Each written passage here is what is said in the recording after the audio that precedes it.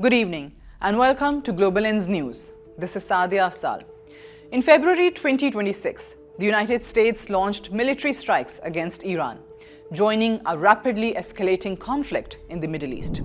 President Donald Trump said the strikes were necessary to eliminate threats and stop Iran from developing nuclear weapons.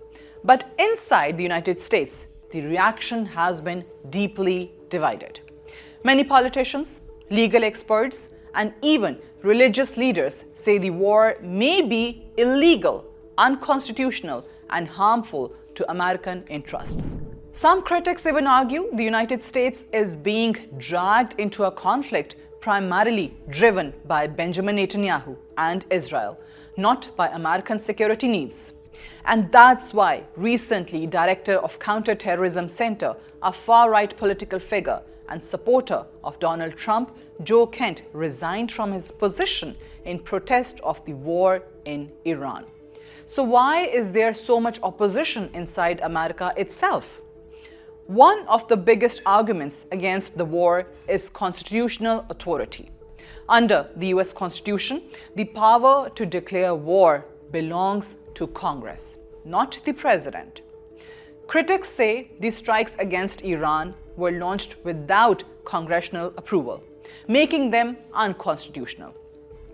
Senator Bernie Sanders called the attack grossly unconstitutional, saying only Congress has the authority to take the country to war. Similarly, former House Speaker Nancy Pelosi said the president ignored the Constitution by engaging the United States military without authorization. Legal experts have also questioned the jurisdiction. Former US State Department lawyer Brian Finucane argued the attack likely counts as a war under US law and therefore required congressional approval. In other words, critics say the president may have bypassed the democratic process. The opposition is not just coming from Democrats. There are also Republicans questioning the war. Congressman Thomas Macy tried to pass a resolution that would force the president to withdraw US forces from hostilities with Iran unless Congress approved the war. The resolution was co-sponsored by Democrat Ro Khanna, showing rare bipartisan concern. Even some Trump allies have expressed concern. Representative Marjorie Taylor Greene warned that the conflict could put American troops and citizens in danger if it escalates. Progressive Democrat Alexandria Ocasio-Cortez went even further, calling the strikes a grave violation of the Constitution. This unusual coalition of critics, from progressive Democrats to conservative Republicans, shows how controversial the war has become inside the United States. Another controversial argument made by critics is that the conflict primarily benefits Israel. Prime Minister Benjamin Netanyahu praised Trump's decision to strike Iran and said it would change history by stopping Iran's nuclear ambitions. But some American politicians argue that Washington should not automatically follow Israel into war. Senator Chris Murphy warned that a war between Israel and Iran could be disastrous for both the United States and the region. He argued that the United States has no obligation to join Israel in a war with Iran. Some critics say the United States risks repeating past mistakes, being drawn into conflicts in the Middle East that ultimately damage American interests. Another issue fueling criticism is the human cost of the war. Reports have emerged of civilian casualties during the early days of the conflict. For example, a controversial strike reportedly hit a school in Iran, killing dozens of civilians, including students. Although investigations are still ongoing, the incident sparked international outrage and renewed debate about the consequences of the war. Critics argue that such incidents undermine America's moral authority and increase anti-American sentiment around the world. Opponents also warn about the long-term strategic consequences.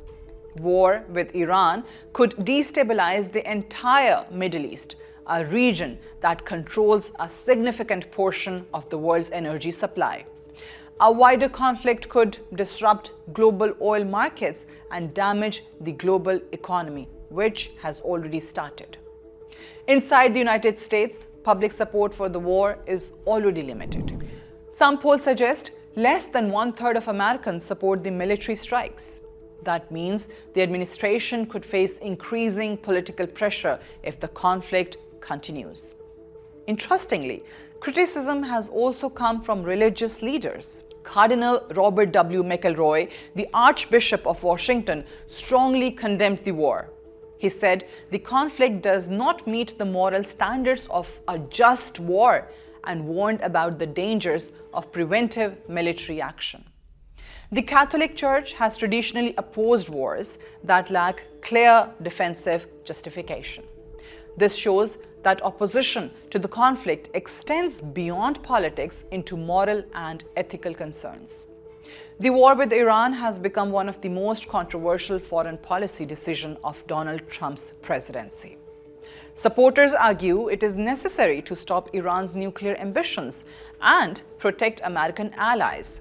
But critics say the war may be unconstitutional, strategically dangerous, and potentially driven by the interests of Israel rather than the United States. As the conflict continues, the debate inside America is only growing louder.